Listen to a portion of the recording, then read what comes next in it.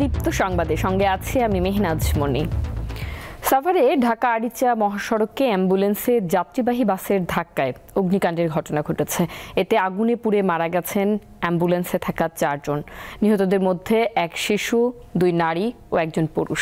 দুর্ঘটনা কবলিত যাত্রীবাহী বাসের যাত্রী ও প্রত্যক্ষদর্শীরা জানান, গতরাত আনুমানিক 2টার দিকে পুলিশ টাউন এলাকায় ঢাকাগামী একটি অ্যাম্বুলেন্স নিয়ন্ত্রণ হারিয়ে রোড ডিভাইডারে ধাক্কা দেয়। এই সময় ওই অ্যাম্বুলেন্সের পেছনে থাকা ঢাকাগামী ঝুমুর পরিবহনের একটি বাস অ্যাম্বুলেন্সটিকে ধাক্কা দিলে সিলিন্ডার বিস্ফোরণ হয়ে অ্যাম্বুলেন্স ও বাসটিতে আগুন ধরে যায়। এ সময় দ্রুতগতির শ্যামলী পরিবহনের আরও একটি যাত্রীবাহী বাস দুর্ঘটনা কবলিত যান দুটিকে ধাক্কা দিলে সেটিতেও আগুন ধরে যায়। জীবন বাঁচাতে যাত্রীরা বাস থেকে নেমে পড়েন। আহত হয় অন্তত 15 জন। পরে ফায়ার সার্ভিসের কর্মীরা ঘটনাস্থলে পৌঁছে আগুন নিয়ন্ত্রণে আনেন।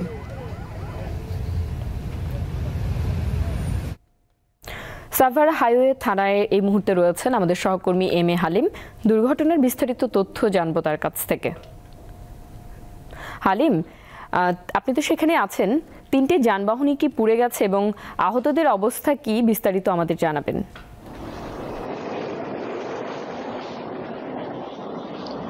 মুন্নি, গত রাত 2টোর দিকে কিন্তু এই মর্মান্তিক ঘটনাটি ঘটে। এখানে একটি অ্যাম্বুলেন্স সেই মহাসড়কের যে ডিভাইডার রয়েছে সেই ডিভাইডারের সাথে কিন্তু ধাক্কা লেগে যায় এবং ধাক্কা লাগার পরপরই যে ঝুমুর পরিবহনের একটি বাস, সেই বাসটি কিন্তু সেই অ্যাম্বুলেন্সটিকে ধাক্কা দেয় এবং ধাক্কা দেওয়ার সাথে সাথে কিন্তু সেখানে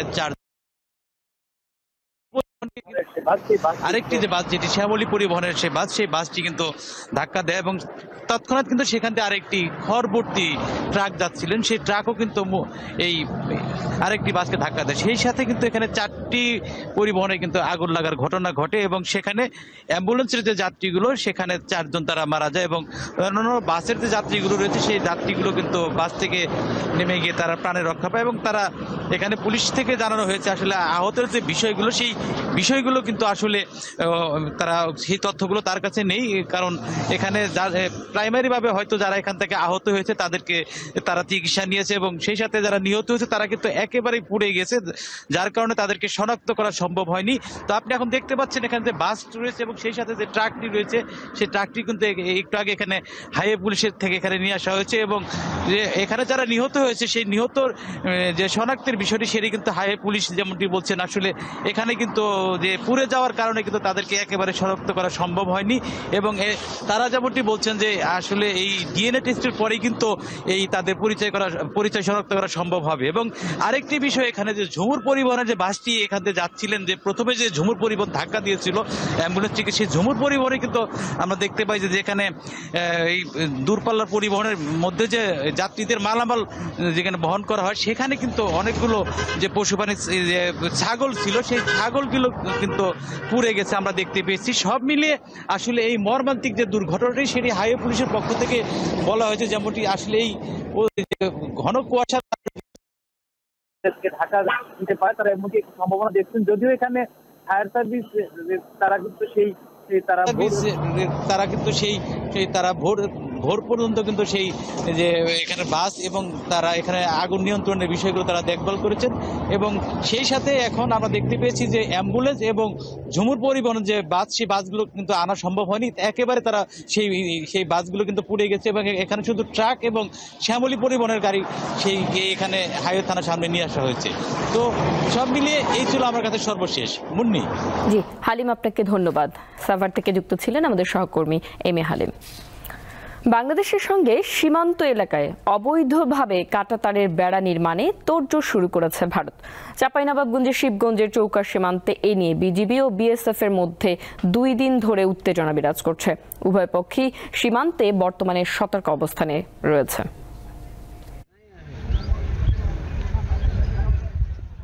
কয়েক মাস আগে বিগত আওয়ামী লীগ সরকারের আমলে চাঁপাইনবাবগঞ্জে সীমান্তের নোম্যান্স ল্যান্ড থেকে 50 গজ এগিয়ে বাংলাদেশের অভ্যন্তরে ভারত একটি কাঁচা রাস্তা নির্মাণ করে। সেই রাস্তার পাশে সম্প্রতি পুনরায় কাঁটাতারের বেড়া নির্মাণের অপচেষ্টা শুরু করে ভারত।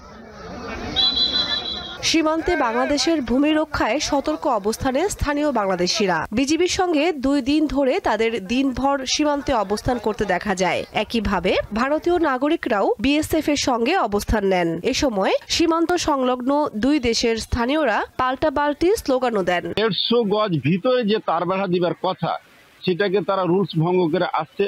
50 গজ, কোথাও দেখা যায় যে 20 গজ, কোথাও যে 30 গজ। এটা তো আমরা মানতে পারি না। গত 3 দিন থেকে জিনিসটা চলছে, সমস্যাটা এখন পর্যন্ত হয়নি সমাধান। যদি আইন লঙ্ঘন করে আমরা কেউ বসে থাকবো না। হেভি আতঙ্কের মধ্যে আছে, তার কারণ এখানে যদি গোলাগুলি হয় বা কোনো কিছু হয় তাহলে জনগণের সবার ক্ষতি। উদ্ভূত পরিস্থিতিতে মঙ্গলবার সকাল থেকে সীমান্তে অতিরিক্ত বিজিবি মোতায়েন করা হয় এবং বিজিবির সেক্টর কমান্ডার সহ ঊর্ধ্বতন কর্মকর্তারা ঘটনাস্থল পরিদর্শন করেন। বুধবার সকালে ভারতীয় সীমান্ত রক্ষী বাহিনী বিএসএফ আবারও সীমানা আইন লঙ্ঘন করে কাঁটাতারের বেড়া নির্মাণের চেষ্টা করলে বাধা দেয় বিজিবি। 2 দিন ধরে বিএসএফ এখানে কাঁটাতারে বেড়া দেওয়ার জন্য মাটির খনন কাজ করছিল। তো আমরা 2 বারই বিজিবির পক্ষ থেকে তীব্র প্রতিবাদ জানাই এবং তারা কাজ বন্ধ করতে বাধ্য হয়। আর 2 বাহিনীর সম্মতি ছাড়া কোনো ধরনের কোনো কাজ হবে না। বাংলাদেশের সঙ্গে পশ্চিমবঙ্গের মোট 2216.7 কিলোমিটার সীমান্ত রয়েছে। এর মধ্যে প্রায় 80% বেড়া বা প্রযুক্তিগত সমাধানের মাধ্যমে সুরক্ষিত করছে ভারত। কামরুন নাহার, দীপ্ত, বার্তাকক্ষ। টিকিট কালোবাজারিদের কাছে জিম্মি ব্রাহ্মণবাড়িয়ার ট্রেন যাত্রীরা। প্রতিদিন নানা কৌশলে বেশিরভাগ টিকিট দখলে নিয়ে নিচ্ছে একটি সংঘবদ্ধ চক্র। পরে স্টেশন চত্বরে প্রকাশ্যে বাড়তি দামে করছে বিক্রি। অনলাইন বা কাউন্টারে না পেয়ে 2-3 গুণ বেশি দামে টিকিট কিনতে বাধ্য হচ্ছেন যাত্রীরা।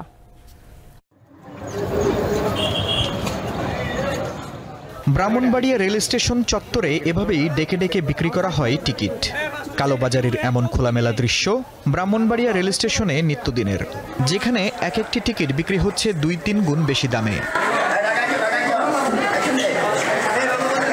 এই রেলপথ দিয়ে আন্তনগর ও মেল ট্রেন সহ মোট 14 জোড়া ট্রেন প্রতিদিন দেশের বিভিন্ন প্রান্তে চলাচল করে।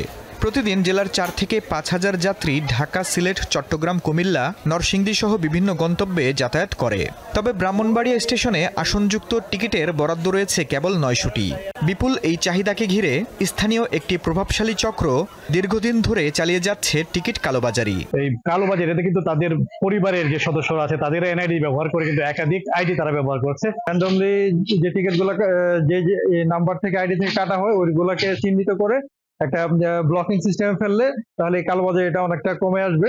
কালোবাজারিরা তো আসলে অনলাইনে চাইলেই সবগুলো টিকিট একসাথে কিনতে পারে না যদি ভিতরে হাত না থাকে। ট্রেনের টিকিট কালোবাজারি বন্ধে কার্যকর উদ্যোগ নেয়ার কথা জানিয়েছে উপজেলা প্রশাসন। বিভিন্ন মেকানিজমের আশ্রয় নিয়ে একই ব্যক্তি বিভিন্ন নামে বিভিন্নভাবে টিকিটগুলো আগে ক্রয় করে ফেলে এবং সাধারণ মানুষের কাছে সেগুলো বিভিন্ন স্পটে বিক্রি করে। সেই স্পটগুলো চিহ্নিতকরণের কাজ চলছে। আমরা খুব শীঘ্রই অভিযানে নামব। তবে এই বিষয়ে ক্যামেরার সামনে কোনো কথা বলতে রাজি হননি স্টেশন ম্যানেজার। দীপ্ত, বার্তাকক্ষ। এবারে আন্তর্জাতিক প্রসঙ্গ। যুক্তরাষ্ট্রের ক্যালিফোর্নিয়া অঙ্গরাজ্যের লস অ্যাঞ্জেলেস শহরে দাবানল দ্রুত গতিতে চারপাশে ছড়াচ্ছে। এরই মধ্যে 5 জনের মৃত্যুর খবর পাওয়া গেছে। ফায়ার সার্ভিস কর্মীদের বরাতে আন্তর্জাতিক গণমাধ্যম জানিয়েছে 1000-এর বেশি ঘরবাড়ি পুড়ে গেছে। আগুন থেকে বাঁচতে নিরাপদ স্থানে সরিয়ে নেওয়া হয়েছে 1 লাখেরও বেশি মানুষকে। স্থানীয় সময় মঙ্গলবার প্যালিসেডস এলাকায় লাগা আগুন এখন লস অ্যাঞ্জেলেসের ইতিহাসের সবচেয়ে ধ্বংসাত্মক আগুনে পরিণত হয়েছে বলে জানিয়েছেন কর্মকর্তারা। অগ্নি নির্বাপক কর্মীরা শহরের ভেতরে ও আশেপাশে দাবানল নিয়ন্ত্রণে আনতে পানির অভাবে পড়েছেন। আগুনে প্যালিসেডসের 2টি স্কুল পুরোপুরি পুড়ে গেছে। আগুনের তাণ্ডব থেকে রক্ষা পাননি যুক্তরাষ্ট্রের সেলিব্রিটিরাও। দাবানলে প্যারিস হিলটন এবং বিলি ক্রিস্টালের ঘরবাড়িও পুড়ে গেছে। গাজা উপত্যকায় ইসরায়েলের অবিরাম বোমা হামলায় প্রাণ গেছে আরও 50 ফিলিস্তিনের। দেশটির স্বাস্থ্য মন্ত্রণালয় জানিয়েছে গাজা সহ বিভিন্ন শহরে গত 24 ঘন্টায় এই হামলায় আহত হয়েছে আরও অনেকেই। এ নিয়ে অবরুদ্ধ ভূখণ্ডটিতে ইসরায়েলের হামলায় নিহতের সংখ্যা বেড়ে 45,936 জনে দাঁড়িয়েছে। হাসপাতালগুলোর কার্যক্রম বন্ধ হওয়ার অবস্থায় পৌঁছেছে বলে জানিয়েছে মন্ত্রণালয়। এদিকে গাজার একটি টানেল থেকে জিম্মি ইসরায়েলি নাগরিক ইউসুফ আল জিয়াদানার মরদেহ উদ্ধারের দাবি করেছে ইসরায়েলি সেনাবাহিনী।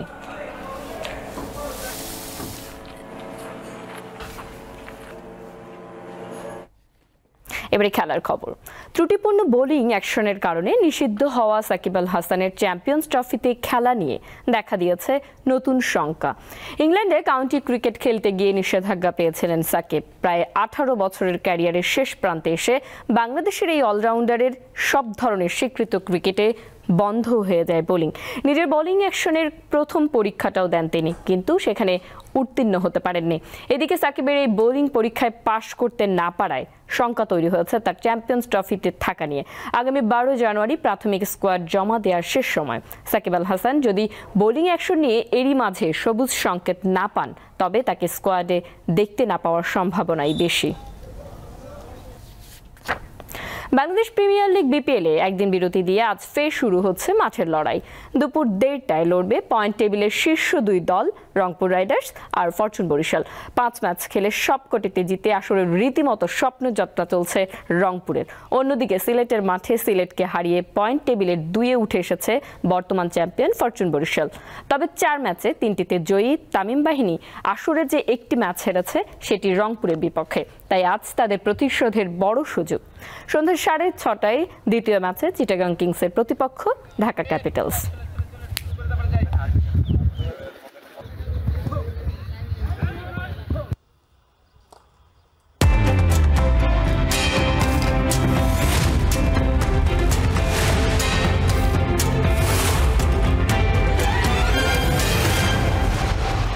দর্শক, এবারে জানাবো এক নজরে দৈনিক পত্রিকার শিরোনাম।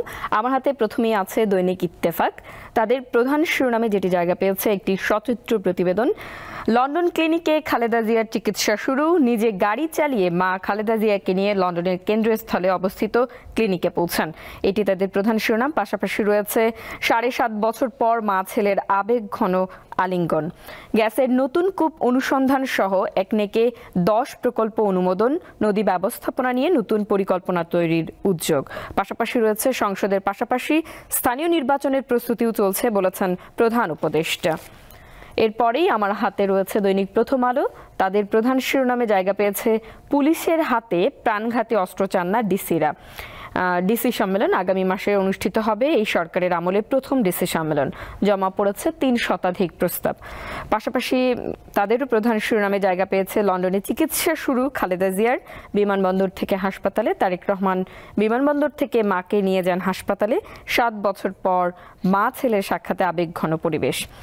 এবং পাশাপাশি প্রধান উপদেষ্টার বরাত দিয়ে বলা হয়েছে ইআইবির ভাইস প্রেসিডেন্টকে প্রধান উপদেষ্টা। সংসদের পাশাপাশি স্থানীয় নির্বাচনেরও প্রস্তুতি চলছে।